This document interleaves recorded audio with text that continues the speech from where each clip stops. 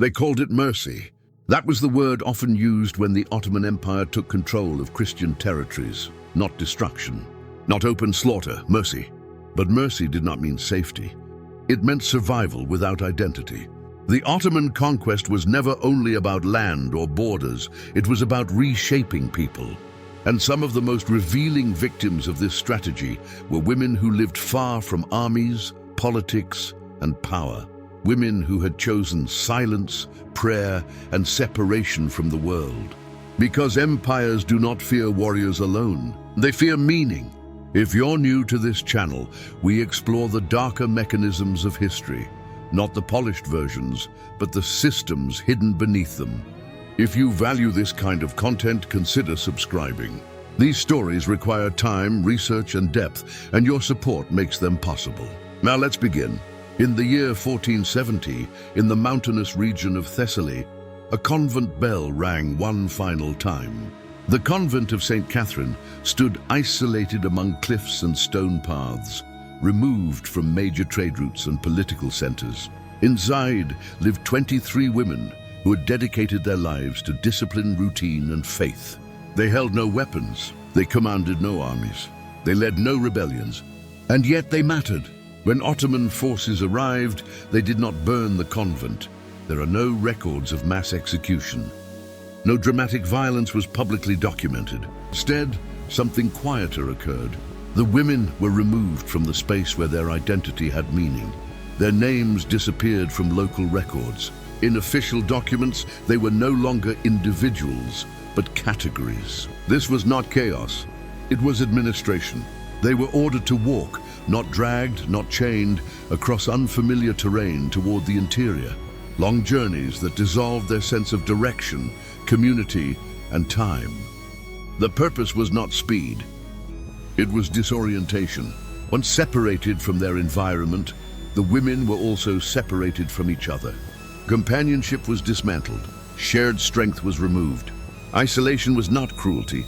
It was control. Inside administrative centers and palace-adjacent residences, new rules replaced sacred routines. Clothing changed, language changed, the rhythm of daily life was altered. Silence became the safest response. This was not designed to provoke rebellion. It was designed to prevent it. The Ottoman Empire understood something fundamental. Visible suffering creates resistance. Invisible transformation creates compliance. These women were not meant to become symbols. They were meant to disappear. Over time, they were described as integrated, converted, or assimilated, words that sound gentle but hide their cost. No ceremonies marked the loss of identity. No events recorded the moment belief was forced inward. What was lost left no official trace. Yet history is not preserved only in documents. Beneath chambers once used for administrative purposes, faint markings survived. Symbols scratched into stone where no one was meant to look. Small crosses, uneven lines, signs made quickly, quietly, repeatedly. These were not acts meant to be discovered. They were acts meant to survive. And among them a phrase appeared again and again, carved carefully as if memorization alone was not enough. Lux in tenebris, lucet. The light shines in the darkness, not declared, not shouted, hidden. The Ottoman system did not fail immediately. It worked for centuries. It rewrote borders. It rewrote lives. But it never completely erased presence, because stone remembers what paper ignores. In the next part, we will examine how this approach fit into a broader imperial system, and why religious women were placed at the center of strategies designed to dominate without spectacle. Because what happened here was not an exception. It was method. To understand what happened to these women, we need to understand how the Ottoman Empire viewed control. Power was never sustained only through weapons. Weapons conquer quickly, but control needed to last generations. The Ottomans mastered a form of domination far more subtle than destruction, transformation under surveillance. This is where ritual enters the story. Not ritual in the religious sense, but in the imperial sense. Every step taken by captured women followed a pattern. The march, the separation, the redressing, the renaming, none of it was random. Removing religious garments was not just practical, it was symbolic. Wool habits were replaced with silk, not to offer comfort, but contradiction. Faith wrapped in luxury loses its clarity. Identity dissolves. When meaning is inverted, language followed the same logic. Women were forbidden from speaking their old prayers. Any familiar word became dangerous. Silence was safer. Silence was survival. And silence, repeated long enough, becomes habit. The Ottoman system excelled at this kind of slow breaking, not public humiliation, not spectacle, but compression. Walls that felt closer each day. Corridors without windows. Rules that changed without explanation. And above all, uncertainty. A body can withstand pain. A spirit struggles against unpredictability. In this context, the female body became territory. Not spoken of openly, not documented explicitly, but regulated, watched, repurposed. The empire understood something earlier powers ignored. Control over women meant control over memory, culture, and future generations. Whether through assimilation, disappearance, or forced redefinition, women represented continuity.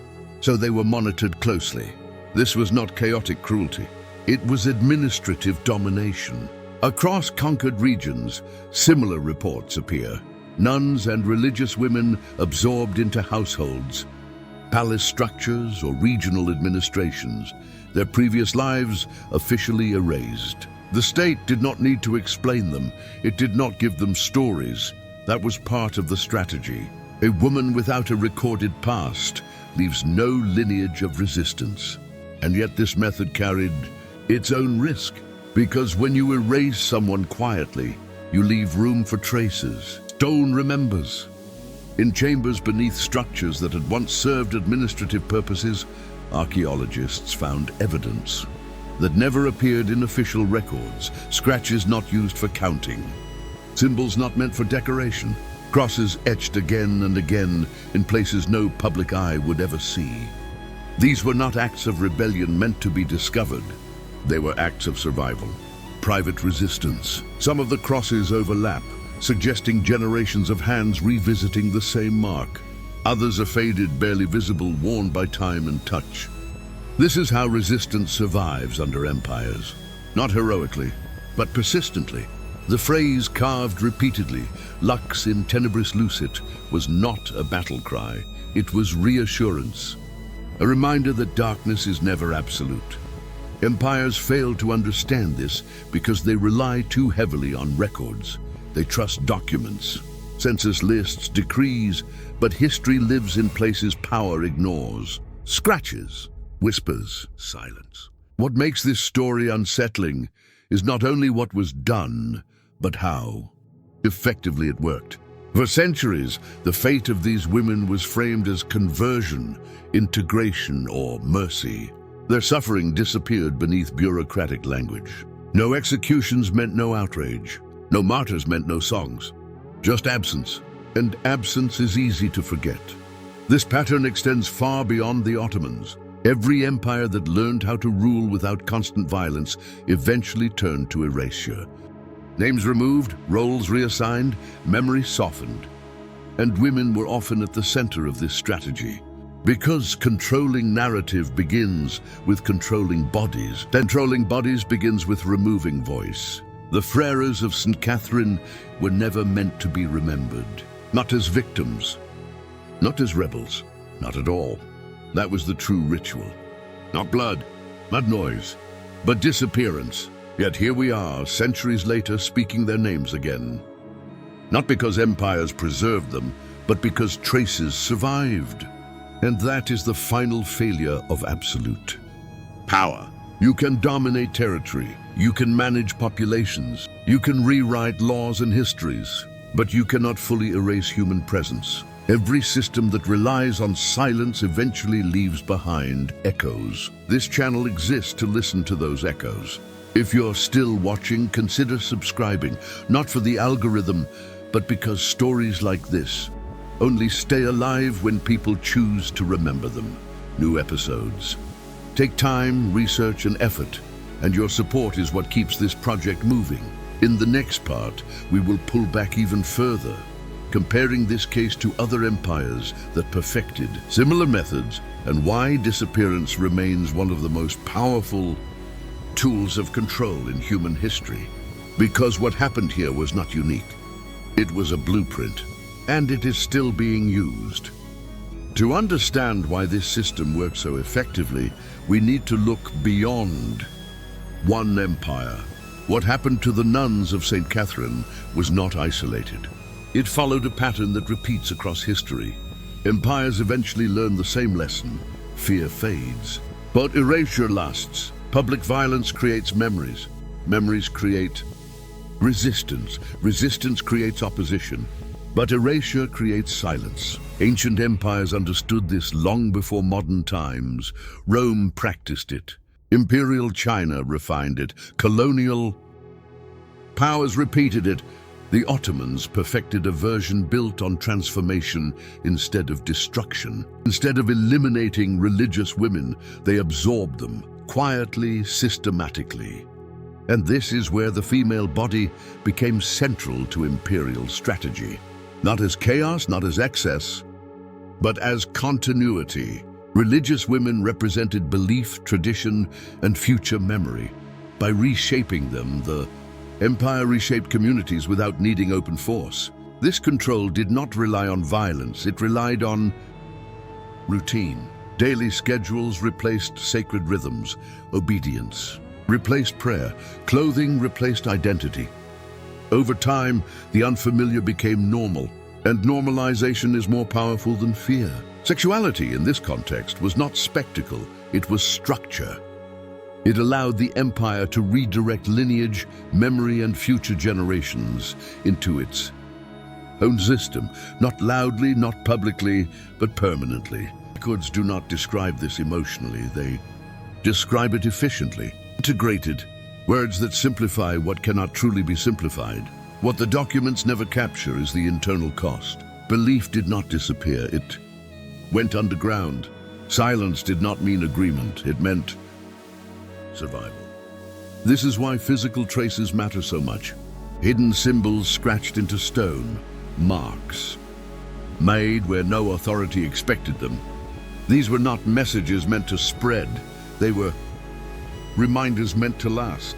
Some crosses overlap older ones, others are faint, worn down by time and repeated touch. They show persistence, not rebellion. The phrase carved again and again, lux in tenebris lucet, was never meant as a threat. It was reassurance. It said, darkness is not complete. Empires mistake silence for success. They believe invisibility equals control. But silence often hides endurance. This is why this story remained buried for so long. There was no battlefield to study, no dramatic collapse to record, no moment, only disappearance. And disappearance is difficult for history to measure. Modern historians prefer events that leave records. Erasure leaves absence, but absence still leaves questions. The few marks that survive now tell the most honest version of the story, not through explanation, but through presence. They show us that domination can be clean, organized, and devastating without spectacle. This is not unique to the medieval world. The same mechanisms exist today under different forms and language. Identity, reshaping, cultural absorption, narrative, control. Power often prefers silence because silence is easier to manage than noise. The story of St. Catherine's nuns matters not because of how they suffered, but because of how they were removed. They were not meant to be remembered, not as victims, not as warnings, just erased. Yet centuries later, fragments returned, not from archives, not from imperial records, but from what power failed to see. Stone does not forget, time does not fully erase. The deeper erasure goes, the more quietly memory waits. In the next and final part, we will step back to reflect on what this story asks of us now. Not to relive it, but to recognize what silence hides, and why remembering those erased by design is one of the few ways history can answer power. Empires always believe they will be remembered as they choose, through monuments, through victories, through official histories written by those in power. But history does not remember what power intends. It remembers what survives. The story of the nuns of St. Catherine was never meant to return. It left no battlefield, no heroic last stand, no official victims, only absence. And absence is the most effective form of control an empire can create. Because absence invites doubt. Doubt invites forgetfulness. And forgetfulness is the final conquest. For centuries, these women existed only as footnotes, if they existed at all. Their names erased, their lives repackaged as conversion, integration, or mercy. Words chosen carefully. Words designed to neutralize emotion. Words that allowed future generations to pass by without stopping to ask what was really lost. This is how power succeeds quietly, not by crushing everything at once, but by reshaping reality slowly enough that no single moment feels violent enough to resist. The nuns were not defeated in battle. They were defeated by procedure, by schedules that replaced prayer, by clothing that replaced identity, by silence that replaced voice. And yet something endured. Hidden chapels, scratched symbols, a repeated phrase carved into stone where no authority ever planned to look. Lux in tenebris, lucet. The light shines in the darkness. This was not hope meant for the world. It was hope meant to survive. And that is the part history struggles to record. Because endurance rarely comes with spectacle. It comes with persistence. Empires fall not because they fail to control territory, but because they fail to fully control memory. The Ottoman Empire eventually declined, like every empire before it. Borders changed, power shifted, records crumbled. What once felt eternal began to fade. But those marks in stone remained, not because they were loud, but because they were ignored. And that is the irony of absolute power. It becomes so confident that it stops checking the shadows. What happened here forces us to confront something uncomfortable, that some of the greatest acts of suffering leave no dramatic evidence, that some of the most effective forms of domination look peaceful on paper, and that erasure can be more damaging than destruction.